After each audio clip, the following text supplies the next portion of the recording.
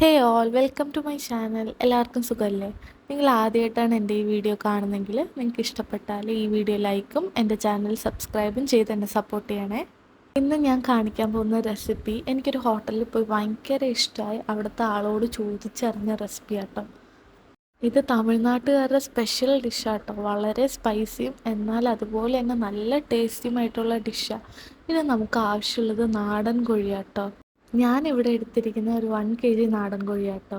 അതിനെ നന്നായിട്ട് കഴുകി വൃത്തിയാക്കി ചെറിയ പീസുകളായിട്ട് എടുക്കുക. ഈ ഒരു ഡിഷ് നാടൻ കോഴിയിൽ തന്നെ ചെയ്താലേ നമുക്ക് അത്രയും ടേസ്റ്റ് കിട്ടൂ. ഈ ഒരു ഡിഷിൻ്റെ മെയിൻ ഇൻഗ്രീഡിയൻ്റ് എന്ന് പറയുമ്പോൾ ഉണക്കമുളകാണ്. അല്ലാതെ നമ്മൾ അധികം മുളക് പൊടിയോ പെപ്പർ പൗഡറോ ഒന്നും തന്നെ ആഡ് ചെയ്യുന്നില്ല. ഇല്ല, നമ്മൾ കൂടുതലും ആഡ് ചെയ്യുന്ന ഉണക്കമുളകാണ്. ഈ ഒരു ഡിഷിന് നമ്മൾ ഡയറക്റ്റായിട്ട് ഉണക്കമുളക് ഇടണ്ട.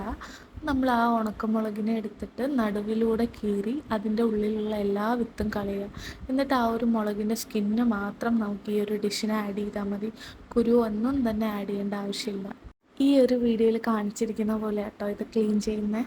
അതിനുശേഷം നമുക്ക് ഒരു 100 ഗ്രാം കൊച്ചുള്ളിയും കുറച്ച് ഉണക്കമുളകും അതുപോലെ തന്നെ ഒരു 10 അല്ലി വെളുത്തുള്ളി, കുറച്ച് ഇഞ്ചി, എല്ലാ ഇൻഗ്രീഡിയൻസും എടുത്ത് വെച്ചതിന് ശേഷം നമുക്ക് ചട്ടി ചൂടാകാൻ വയ്ക്കാം കേട്ടോ.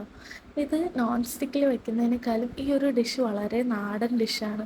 അതുകൊണ്ട് തന്നെ ഇത് നമുക്ക് നമ്മുടെ മൺചട്ടിയിൽ ഉണ്ടാക്കുമ്പോൾ കുറച്ചുകൂടെ ഒന്ന് ടേസ്റ്റ് ഉണ്ടാകും. സോ ചട്ടി ചൂടായതിന് ശേഷം നമുക്ക് ആവശ്യമുള്ള എണ്ണ ഒഴിക്കാം. ഞാൻ എടുത്തിരിക്കുന്ന വെളിച്ചെണ്ണ കേട്ടോ. ബട്ട് തമിഴ്നാട്ടുകാർ യൂഷ്വലി ഈ ഒരു ഡിഷിന് വേണ്ടി എടുക്കുന്നത് നല്ലെണ്ണയാണ്. എനിക്ക് നല്ലെണ്ണയുടെ ടേസ്റ്റ് അധികം ഇഷ്ടമല്ല. അതുകൊണ്ട് ഞാനിവിടെ എടുത്തിരിക്കുന്ന വെളിച്ചെണ്ണ. എണ്ണ ചൂടായതിന് ശേഷം നമുക്കിതിലോട്ട് ഉണക്കമുളക് ആഡ് ചെയ്യാം. നല്ലോണം അത് കരിയാണ്ട് നല്ലോണം അത് മിക്സ് ചെയ്ത് കൊടുക്കാം. ഉണക്കമുളക് പെട്ടെന്ന് തന്നെ കരിഞ്ഞു പിടിക്കാൻ സാധ്യതയുണ്ട്.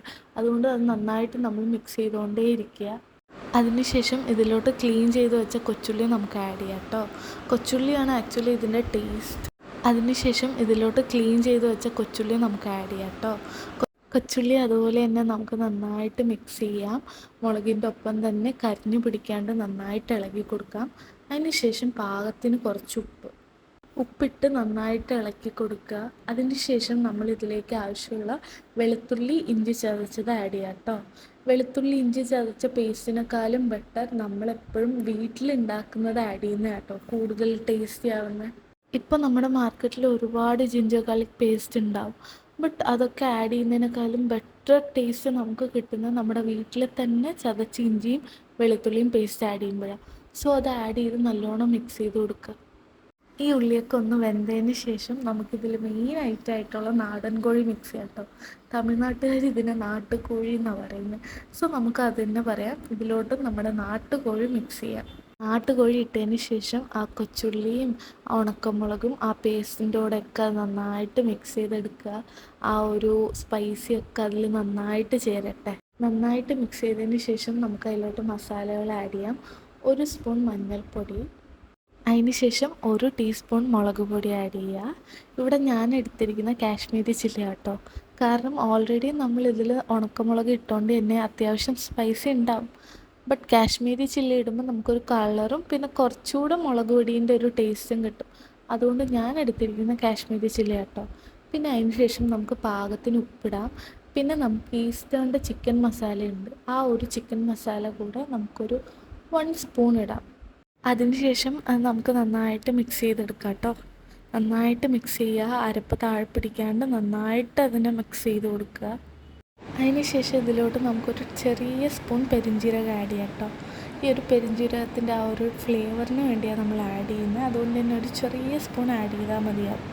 അതിനുശേഷം ഇതിലോട്ട് നമ്മളൊരു 2 കപ്പ് വെള്ളം ഒഴിക്കുക. കാരണം നാടൻ കോഴി ആയതുകൊണ്ട് തന്നെ ഇത് വേവാൻ നല്ല ടൈം എടുക്കും.